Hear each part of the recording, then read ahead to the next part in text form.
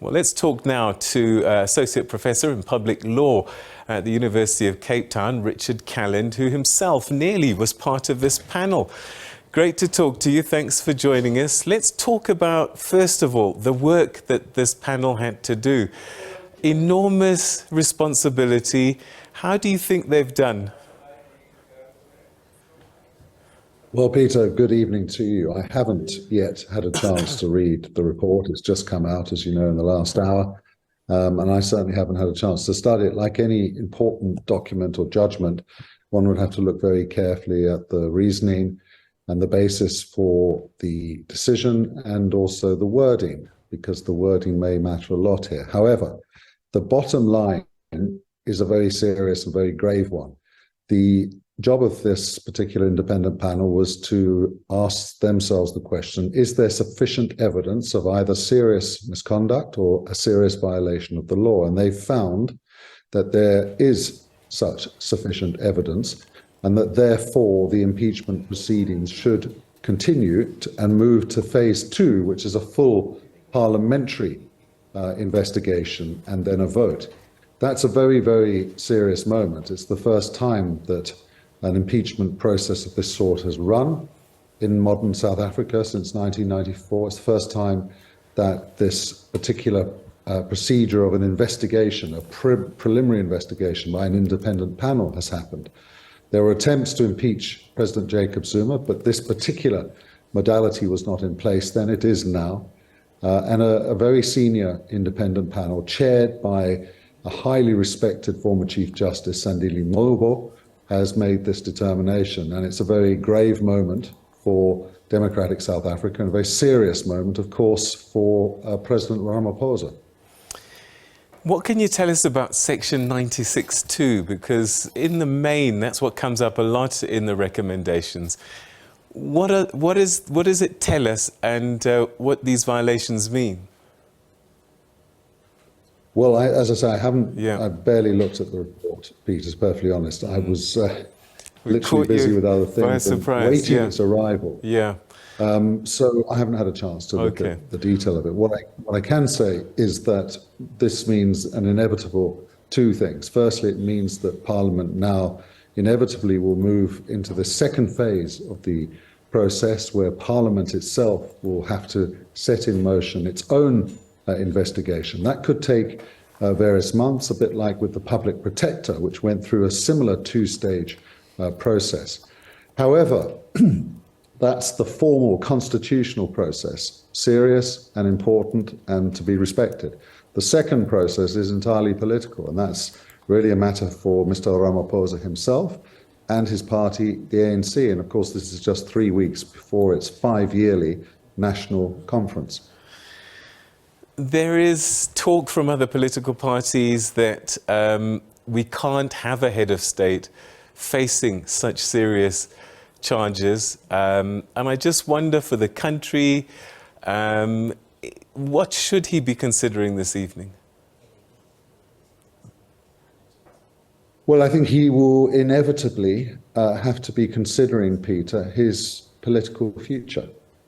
When a finding such as this is made against a sitting president, there's only one implication, and that is that he may no longer be a credible holder of this high office, that he may now have to consider his future. And that's an age-old phrase in politics, that when someone is inevitably having to consider their future, essentially what they're being asked to do is decide whether to resign and make their own voluntary falling of the sword, or whether they should await a process that may lead to a similar conclusion. And Mr. Ramaphosa may decide to try and fight this out. He may decide that he should await the whole process. And of course, he may even decide that this report of the independent panel should be the subject of judicial review.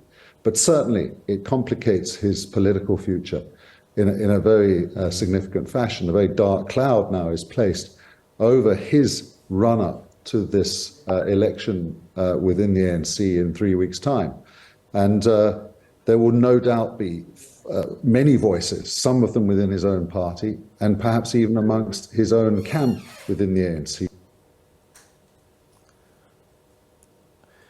Richard, I think you might be muted there, so if you can just check that. But in the meantime, the ANC is deliberating on this, they've said, and they will study it. I suppose they have to now weigh up what might be political fallout as we get into an election cycle, particularly starting next year after this elective conference, and that they probably need to make a decision and stand by it and fall on their swords whichever way they choose. Well, what I was trying to say Yeah. to you now, Peter, is that two processes unfold. One is the parliamentary one, which inevitably moves into phase two. The second is an entirely political one, which is where the president inevitably now will have to consider his position, which is a time immemorial phrase in politics, meaning that he has to decide whether to resign, whether his position is credible, whether he can fight this one out or not. What is going on in his mind, who knows? He will have to, no doubt, consider this report, as we all will, look at its detail and determine how serious it is. It is serious, there's no doubt about that. A finding that there is sufficient evidence of a serious violation of the law or serious misconduct is itself a very grave moment for a sitting president. And within his party, there will be people who will be saying, both friends and foe alike, that maybe this is the moment to go, that it may be impossible to sustain his political career at this point. And of course, the timing of this means that in the run-up to the ANC conference next month, just 3 weeks away, there will be enormous pressure now on a huge range of people within the ANC to, exactly as you say, Peter, either make a quick decision or risk making this process continue well into next year, and therefore well into the election campaign season, with a very tricky election process in 2024 on the horizon. Reputation is very, very important, and what you do in the times of crisis often can define what your reputation will be. And I just wonder if this is one of those moments for the president, and also for people on the outside looking in, the international community. Are they looking? Are they watching? Because if they can't trust the reputation, then relationships change. Well, this is a president who came in on a reform ticket, and both at home and internationally, a whole range of stakeholders have looked to him to lead the rebuilding of the democratic state and the rebuilding of a really troubled economy. And for some time, he made good headway in that difficult assignment, and in 2018 put in many of the building blocks to build a strong foundation for that reform process. But in many ways, it's run out of ground, its momentum has stalled as a range of other headwinds have hit the presidency, including, of course, COVID-19.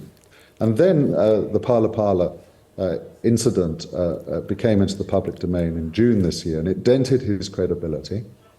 And for reasons which he only can explain, he chose not to take the country into his confidence. And if you read the long document that he provided to the independent panel in response to the evidence and allegations against him, then you'll see that this is a president who is strongly of the view that he has done nothing wrong, and that there is no serious violation of the law or serious misconduct to justify impeachment. On the basis of that, he may say, well, my reputation should not suffer irrevocable harm as a result of this finding, and I'm going to fight it out. I'm going to fight, not just for my political career, but my legacy and my good name. And that's really the crux of the really difficult, painful choice that this sitting president now confronts, Peter, faced by this very grave finding against him. And of course, it puts a huge amount of momentum behind his opponents in the ANC, people who want to see the back of him, who fear that he has threatened their interests because his reforms have indeed created an environment in which some level of accountability exists. People have been arrested. There has been progress in rebuilding broken institutions. People looking from outside, particularly international investors, will now fear that all of that will end and that South Africa will go backwards in its attempt to build a stronger economy.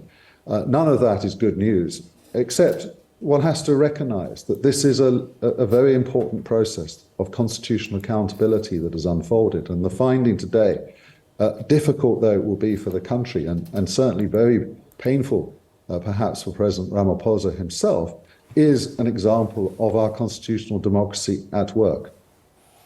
Richard, always good talking to you. Thanks so much indeed for your time. You can now go back to your bedtime reading, and we'll chat tomorrow probably. Thanks.